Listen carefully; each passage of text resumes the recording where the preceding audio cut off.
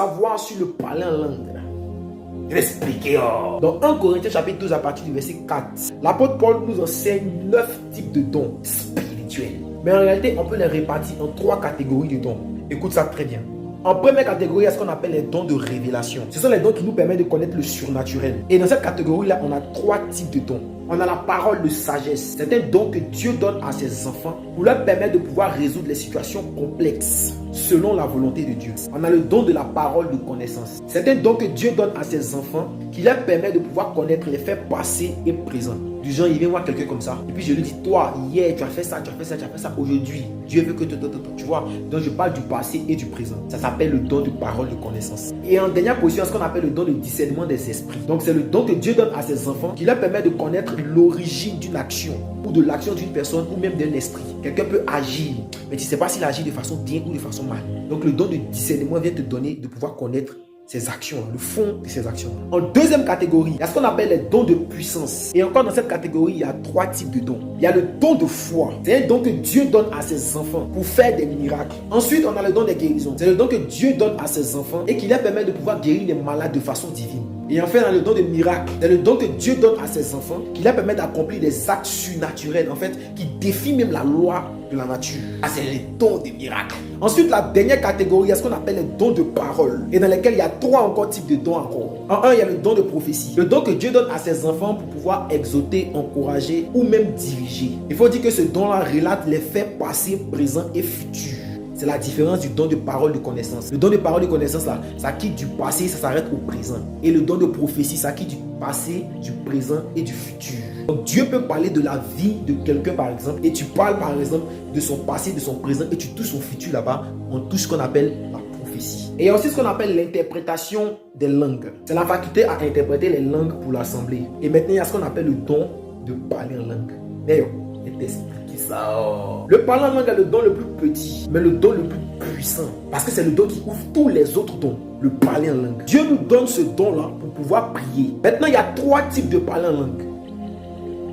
Il y a ce qu'on appelle la glossolalie. La glossolalie, c'est un phénomène spirituel où quelqu'un se met à parler des langues qu'il ne maîtrise pas, qu'il ne comprend pas. En fait, la glossolalie, c'est ce qu'on appelle la langue des anges. Tu parles, mais tu ne comprends pas. Et personne ne comprend parce que personne ne peut interpréter. Ça, c'est le premier type de parler en langue qu'on appelle la glossolalie. On va trouver les preuves dans Actes chapitre 2, le verset 1 à 13, lors de la Pentecôte. La Bible dit que lorsque les apôtres étaient en train de prier, le Saint-Esprit est descendu et a répandu sur tous ceux qui étaient là-bas sa puissance. Et automatiquement, ils ont commencé à parler en langue. Ils parlaient en langue et personne ne pouvait interpréter. Et c'est ce qu'on appelle la glossolalie. Parce qu'ils parlaient et se fortifiaient eux-mêmes. Et personne n'avait interprété. Tu vas voir quelqu'un, par exemple, il est là, puis il tombe en transport, puis il commence à rire, c'est pas mauvais. Il a reçu l'effusion du Saint-Esprit. Il lui donne de pouvoir parler en langue. Mais ce qu'il fait là, lui-même, il ne comprend pas. Il s'édifie soi-même. C'est ce qu'on appelle la glossolalie.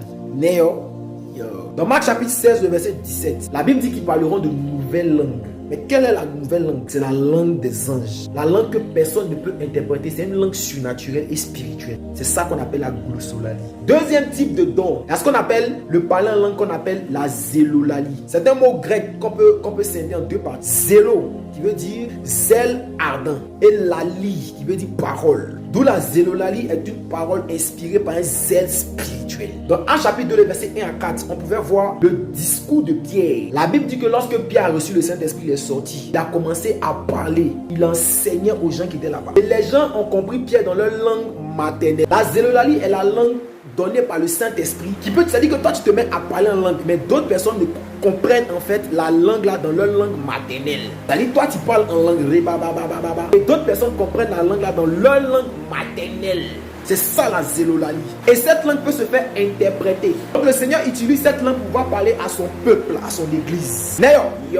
Il y a ce qu'on appelle le parler en langue prophétique. C'est un type de parler en langue qui est comme la glossolalie. C'est-à-dire le fait de parler en langue. Et là, quelqu'un peut interpréter ce que tu dis. C'est comme ça vous allez voir dans les assemblées où quelqu'un se lève, parle en langue. Et le Saint-Esprit descend sur une autre personne là-bas. Et la personne aussi commence à interpréter. Ainsi parle l'Éternel, ainsi parle l'Éternel. L'autre dit bon, ainsi parle l'Éternel. Voilà.